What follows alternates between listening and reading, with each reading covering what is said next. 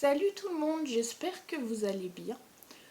En ce moment, c'est le mois des fiertés et du coup, je vais essayer de couvrir le maximum de sexualité, d'identité de genre et de combat queer possible. Ça c'était Domino.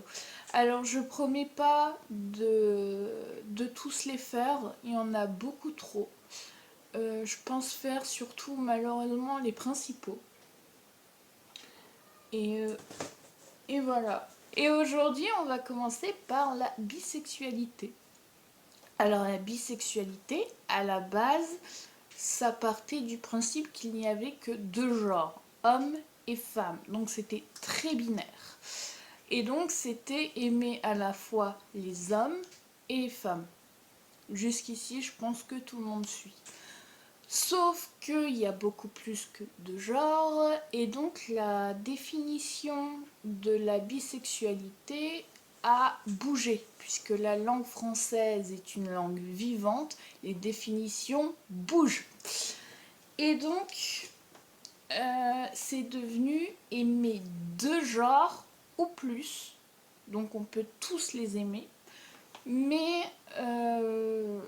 il y a une notion de ne pas se comporter de la même manière avec le genre de la personne d'en face, que ce soit un homme, une femme ou une personne non binaire. Voilà. Donc pour les bisexuels, le genre de la personne d'en face compte. Le problème que rencontrent le plus souvent les personnes bisexuelles, c'est la biphobie. Malheureusement, elle est présente chez les personnes hétérosexuelles, mais aussi énormément dans la communauté LGBT. Beaucoup de personnes bi se font rejeter par les gays ou les lesbiennes parce que eh bien, soi-disant, nous ne savons pas choisir, on est gourmand, on va forcément tromper. C'est un peu dommage, enfin c'est même beaucoup dommage. Il y a beaucoup de personnes bi du coup qui ne se disent pas bi, qui ne se revendiquent plus bi. Et voilà, et puis sans compter les hétérosexuels, les hommes hétérosexuels qui quand ils voient une nana bi, ah ben c'est cool, on va pouvoir faire un plan à trois. Voilà, comment nous objectifier, nous dépersonnaliser un peu aussi, enfin voilà. Euh, c'est tout. Et puis il y a les éternels, c'est une mode. Non, la bisexualité n'est pas une mode.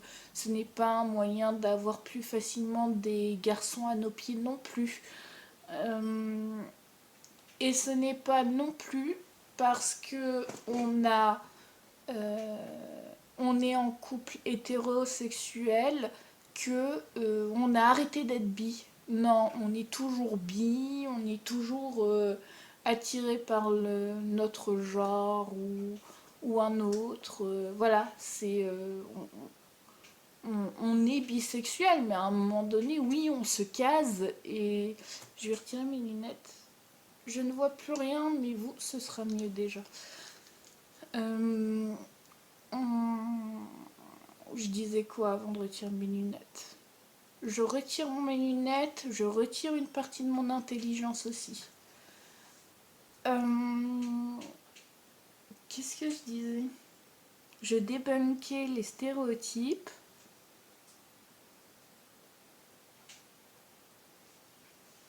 La bisexualité n'est pas une mode. Ah oui, merci. On me souffle dans l'oreillette que j'en étais à la bisexualité n'est pas une mode. Donc ce n'est pas une mode. Euh, c'est très compliqué cette histoire de mode. On l'entend à chaque fois que la parole se libère sur certains sujets.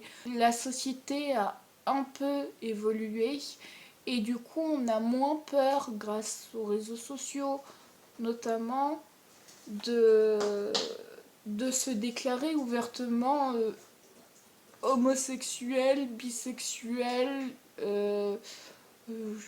pansexuel, asexuel, etc. Enfin, il y a vraiment... Enfin, c'est vrai que les réseaux sociaux ont permis une petite libération de la parole par rapport à ça. Je surveille Domino parce que mon installation est très casse-gueule. Et si Domino fait tomber, vous tombez et ma ring light avec. Et si ma ring light tombe, elle est cassée. Et ton portable, accessoirement. Et mon portable aussi. Oui. Domino, qu'est-ce que tu fais? Tu veux faire la vidéo avec moi? Non, mon bébé, viens faire la vidéo avec moi.